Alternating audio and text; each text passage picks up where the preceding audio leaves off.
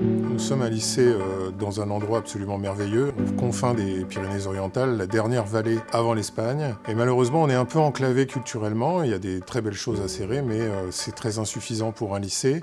Donc l'idée, ça a été de développer une action sur Céré et de faire venir des cinéastes et des programmateurs qui nous permettent de pouvoir mettre en place un véritable festival et permettre aux élèves de recevoir 3, 4, 5 actions culturelles en l'espace d'une semaine, alors même qu'à une époque, certains élèves traversaient les 3 années sans aucune action culturelle. C'est vraiment un moment important parce que nous sommes dans la 3e édition.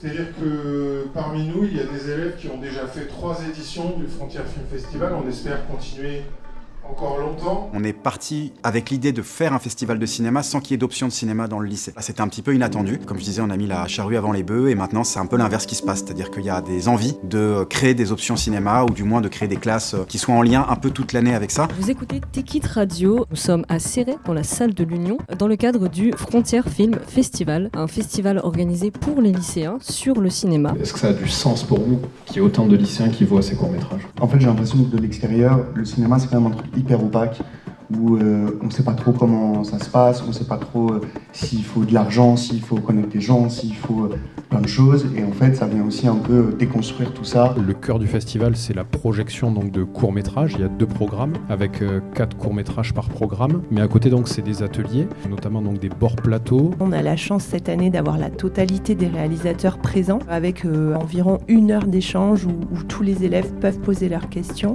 Les élèves de l'option théâtre ont préparé une lecture de scénario pour d'autres élèves. Ça, c'est un atelier sur le scénario du film Les Grands Hommes de Quentin L. Moi, j'adore présenter à ce genre de public. En fait, comme c'est un film qui parle de jeunes, qui vraiment en plus se concentre sur cette tranche d'âge-là, c'est toujours bien d'avoir les réactions du public concerné. Du coup, sur la partie donc, du lycée professionnel, donc les classes staff qui ont réalisé un certain nombre de missions, chacun intervient en fonction de ses compétences respectives. Ça représente un travail énorme.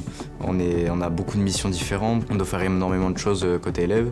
S'assurer que le professeur a bien fait l'appel, les emmener à la salle de Lyon pour voir les courts-métrages du programme 1 et du programme 2. On a vu tout ce qui a été organisation du festival, tout ce qui était avant et après. On sent que le festival prend un véritable tournant. Les élèves sont de plus en plus motivés parce que ceux qui avaient participé aux 2 éditions précédentes, là peuvent en terminale organiser et s'occuper de toute l'organisation du festival. Les élèves qui sont présents ici ont également réalisé une expo photo sur la thématique de la frontière. Cette année, les élèves ont tout fait de A à Z, c'est-à-dire qu'ils ont fait le choix de travailler sur la notion du franchissement des frontières. Ils ont essayé de collecter des témoignages et réaliser également des photos en lien avec ces témoignages où finalement ils mettent à l'honneur, ils mettent en avant des personnes qui au cours de leur vie ont franchi des frontières et des frontières de tout type. Ça peut être des frontières politiques, mais après plein de frontières invisibles, voire imaginaires. On s'est dit au bout d'un moment, tiens, on va composer un vrai jury jeune, c'est-à-dire qu'il va pouvoir délibérer.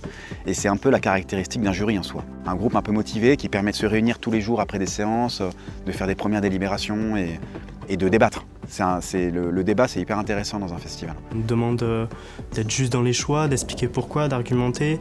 Puis on sait qu'il y a une récompense à la fin pour l'auteur en fait, de l'œuvre. Donc en fait, nous, notre but, c'est de débattre, d'arriver à parler tous ensemble, d'échanger nos points de vue en fait, sur les différents films qui ont été présentés, donc que ce soit du programme 1 et 2, et d'arriver à tout mettre en commun pour en choisir un à la fin, qui sera donc le grand gagnant. Mon film préféré, c'est Les Grands Hommes, parce que je trouve qu'il reflète bien le monde du sport. Mon préféré, c'est Mamina. Mon film préféré dans cette édition, c'est Ni Dieu ni Père. C'est Mamina. RDV. Moi, ça va concerner Ni Dieu ni Père. Ce festival, moi, j'ai trouvé superbe. Céré, c'est une petite commune, c'est même pas un grand lycée. Que les gens d'ici fassent ça, je trouve ça super parce que pour les personnes qui n'ont pas forcément de culture cinématographique, ça leur permet de pouvoir voir des courts-métrages. C'est super ce qui a été fait, surtout que c'est pas beaucoup fait dans plusieurs lycées. C'est vraiment une expérience en plus pour les élèves de seconde comme de terminale, de voir des films comme ça dans des salles qui sont pas forcément au cinéma. C'est cool, franchement. Franchement, que ce soit au niveau expérience professionnelle ou expérience personnelle, c'est absolument génial parce qu'on nous donne quand même des responsabilités. La 4e édition, moi j'espère, je croise les doigts, qu'on arrive à faire aussi bien que celle-ci déjà. Que ce soit le lycée général ou le lycée pro, on ne fait qu'un.